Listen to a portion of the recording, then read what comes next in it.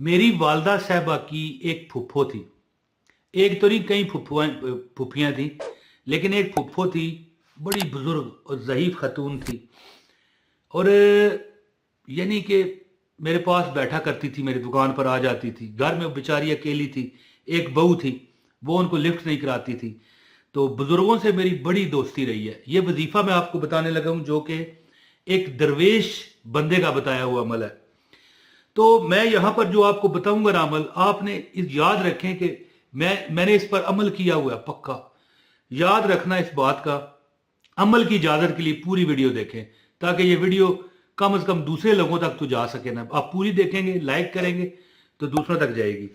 अच्छा, यहां पर मैंने थंबनेल पर लिखा है कि फरिश्ते आपके घर में जगह जगह दौलत और रिजक फेंक कर जाएंगे।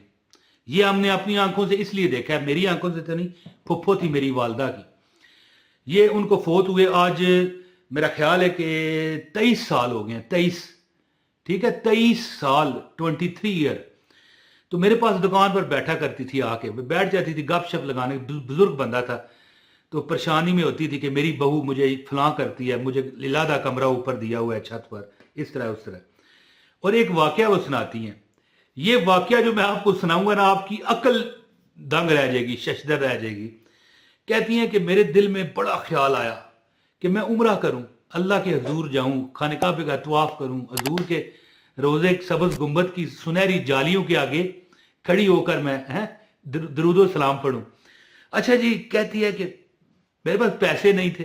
हालांकि मैं यहां पर आपको एक डिस्क्लेमर दूंगा कि अमीर थी वो, यानी उनका जो बेटा था अच्छा काम का ठीक था, इतने भी नहीं अमीर कि बंदा कहे कि हैं बहुत ही जनाब वजीर आजम के दोस्त थे, ऐसी बात नहीं। लेकिन इतनी भी गरीब नहीं थी बेचारी वो हमारी फुफ्फो जो वालदा साहबा की, कि वो उम्रा ना कर सके। बहरहाल कहने लगी कि मुझे देते नहीं ना, तुम्हें समझा करो ना।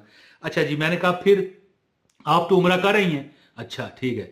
कहने लगी कि मैं अल्लाह से दुआ करने लगी, और एक दुआ मैं आपको बताता हूं। दुआ तो दुआ करने लगी और हर वक्त दुआ करती।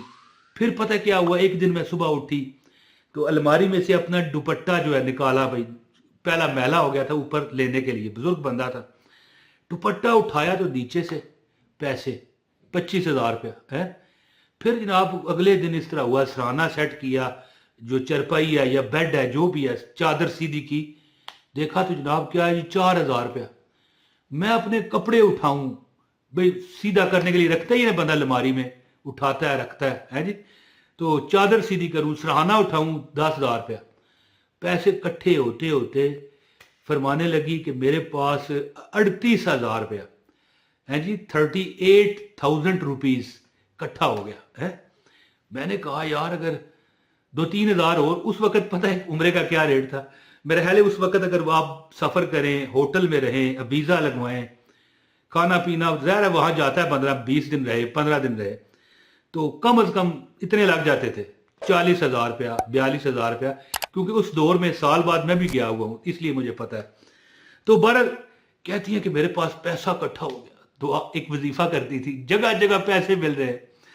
अच्छा, ये बात मैं देखें, कोई बात ऐसी नहीं मैं करना चाहता जो आपके दिमाग में यानी शक पड़े। अच्छा जी, एक बार मेरा बेटा मेरे पास आया और 25,000 रुपया मुझे दिया। सुने आप, बात सुनने वाली है।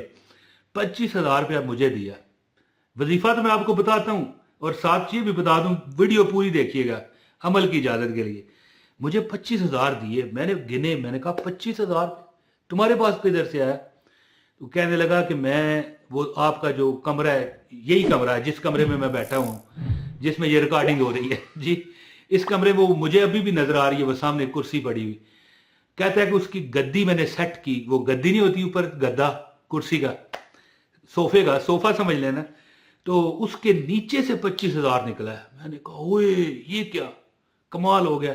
मैं बकायदा दूसरे कमरे में होता हूँ ना, बेडरूम में, तो वहां पर मैंने उठ के आया, मैंने कहा देखूं, और इस तरह देखा, रखा, उठाया, तो बड़ा मैं हैरान। मैंने कहा ये 25,000 किधर से आया? बड़ा मैं हैरान हुआ। और वो मैं आपको बताता हूँ किधर से आया, पहले मैं वजीफा आप सुन लें।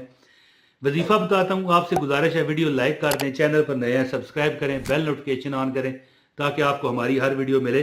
اور عمل کی اجازت کے لیے ویڈیو شیئر بھی کریں, ویڈیو پوری بھی دیکھیں, ایک کمنٹ لازمی کر دیں. اب سنیں, وہ 85 سال کی پھپھو میری والدہ کی ہے, بزرگ بندہ, میرے پاس بیٹھتی, دعائیں دیتی, کہتی ہے اللہ تعالیٰ تیرا سر نہ لگن دے. اس کا پنجابی کا یہ دعا ہے نا بھائی, کسی کے آگے یا زمین پر, یا سمجھ گئے نا, بندہ کسی جگہ محتاج ہو جائے, تکلیف میں آ جائے, اللہ تجھے وہ نہ کرے, غیب سے تیری اللہ مدد کرے.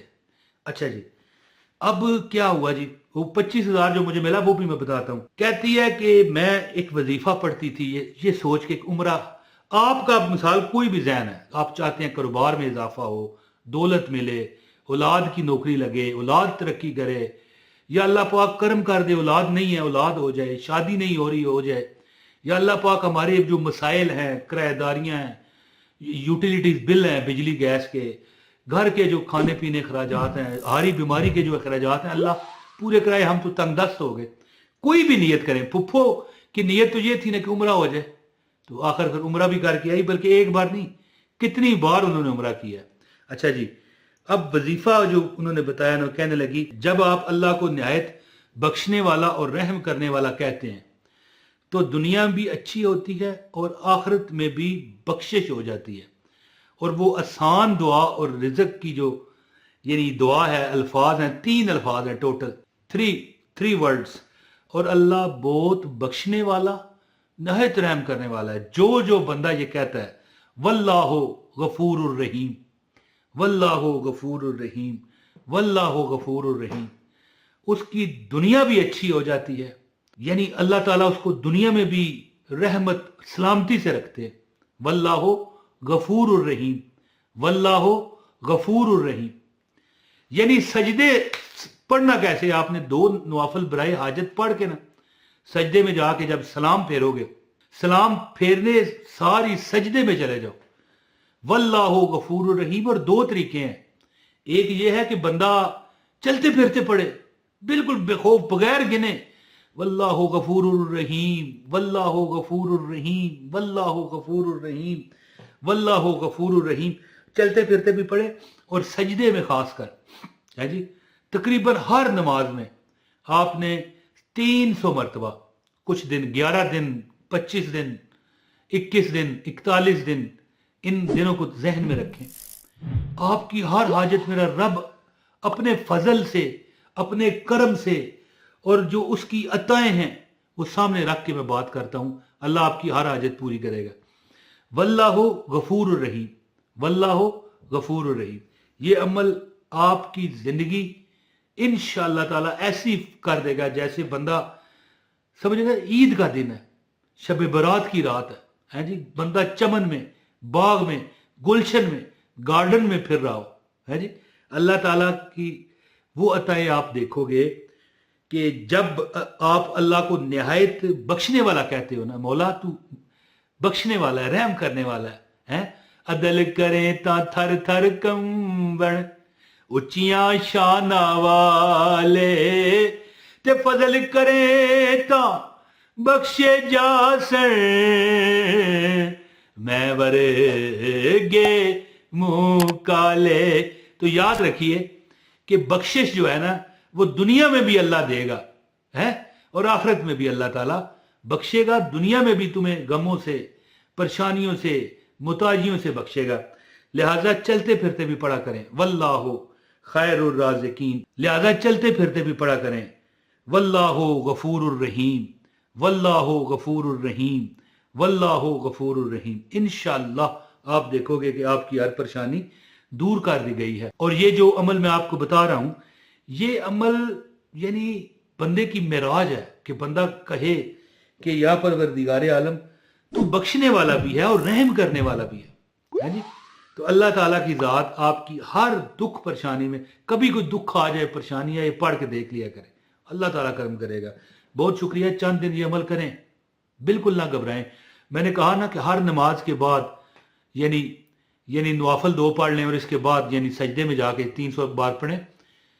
اگر آپ ہر نماز میں بعد نہیں پڑھ سکتے تو ظہر اور مغرب اور عشاء 3 نمازوں میں پڑھ لیا کریں. انشاءاللہ آپ دیکھیں گے چند دنوں میں زیادہ سے زیادہ 41 دن یا 21 दिन या 11 दिन आपकी इंशाल्लाह हाजत अल्लाह पूरी करेगा. بہت شکریہ. السلام علیکم ورحمۃ اللہ وبرکاتہ.